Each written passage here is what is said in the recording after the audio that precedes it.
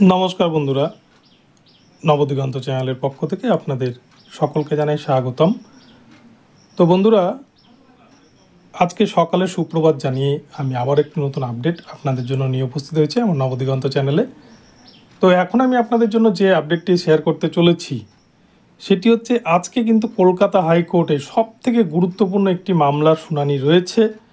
সেই মামলাটি কত নম্বর সিরিয়ালে রয়েছে এবং কার বেঞ্চে রয়েছে সমস্ত কিছুই দেখাবো। আপনারা সম্পূর্ণ ভিডিওটি দেখুন, ভিডিওটি আপনাদের জন্য ভীষণ হেল্পফুল হতে চলেছে।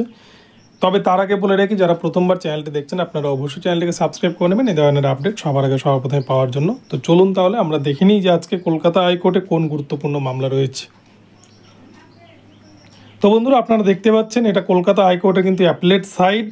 এটা যে ডেইলি কজ লিস্ট, যেটা কিন্তু 12 জুলাই 2024 তারিখের, যেটা হচ্ছে court number 13, honourable justice Rajashekhar Mantha. তো এই মামলায় আজকে কিন্তু দেখতে পাচ্ছেন যে আজকে যে গুরুত্বপূর্ণ মামলাটি রয়েছে সেটি এখানে রয়েছে 30 নাম্বার সিরিয়ালে।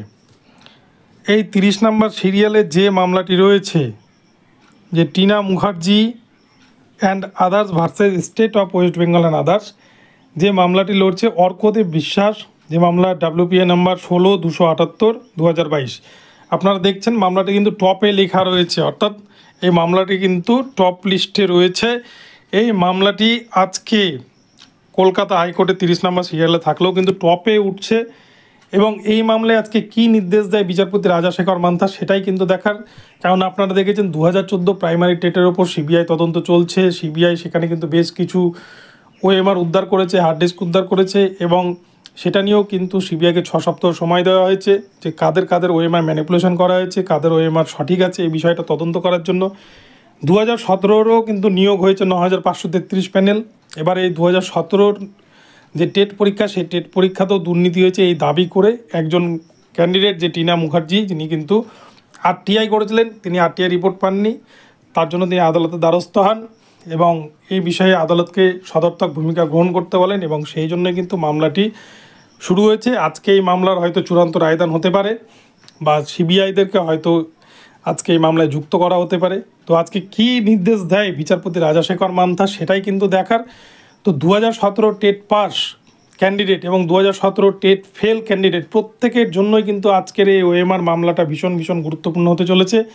এক কথায় বলা যায় এই মামলার ভবিষ্যতের উপর কিন্তু ডিপেন্ড করবে পুরোটাই 9533-এর প্যানেল। কারণ আপনারা জানেন 9533-এর কিন্তু সিংহভাগই এই 2017 টেট পাস ক্যান্ডিডেট।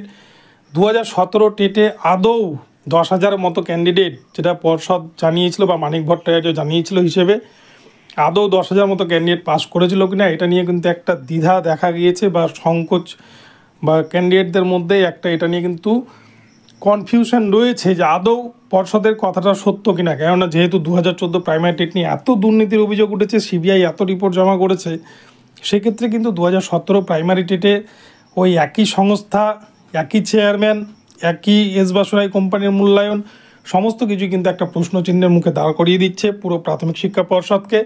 তো এই প্রসঙ্গে আজকে কী নির্দেশ দেয় সেটাই দেখার। আপনারা আমার চ্যানেলে নজর রাখবেন, আমি আপডেট পেলে জানিয়ে দেবো। ভিডিওটি আপনাদের যদি ভালো লাগে অবশ্যই চ্যানেলটিকে সাবস্ক্রাইব করে দেবেন, আর এই ধরনের আপডেট প্রতিনিয়ত পেতে আমার চ্যানেলটিকে ফলো করতে থাকুন। ধন্যবাদ সকলকে, সকালে ভালো থাকুন। পরবর্তীতে আবার নতুন আপডেট নিয়ে আসবো। দেখা হচ্ছে পরবর্তী ভিডিওতে। ধন্যবাদ।